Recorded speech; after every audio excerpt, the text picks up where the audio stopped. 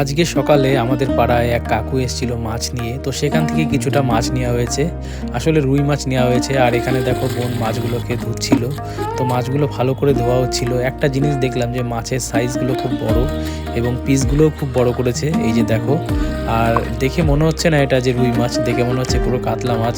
তো ধোয়া কমপ্লিট হয়ে গেছে। এরপর হলুদ এবং লবণ দিয়ে মাছগুলোকে ভালো করে মেখে নেওয়া হচ্ছে যাতে ভাজতে সুবিধা হয়। আর দেখতে দেখো কত সুন্দর লাগছে। তারপর তেলের মধ্যে মাছগুলোকে একে একে দিয়ে দেওয়া হচ্ছে। তোমরা কমেন্ট করে জানিও তোমাদের কীরকম লাগছে। আমার তো সত্যিই খুব ভালো লাগছিল। তো একে একে তেলের মধ্যে মাছগুলো দেওয়া হচ্ছিল। আর কালারটা দেখো কত সুন্দর সোনালি কালার হয়েছে। তো কথা বলতে বলতে মাছ ভাজা কমপ্লিট হয়ে গেছে, এই যে। আর এখানে কিছু কেটে রাখা সবজি রয়েছে, তারপরে এই যে মাছ ভাজা। তো মাঝখানে আর ভিডিও করা হয়নি।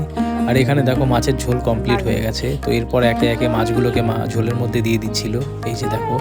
তো দেখতে খুবই ভালো লাগছে। তোমাদের কীরকম লাগছে কমেন্ট করে জানিও।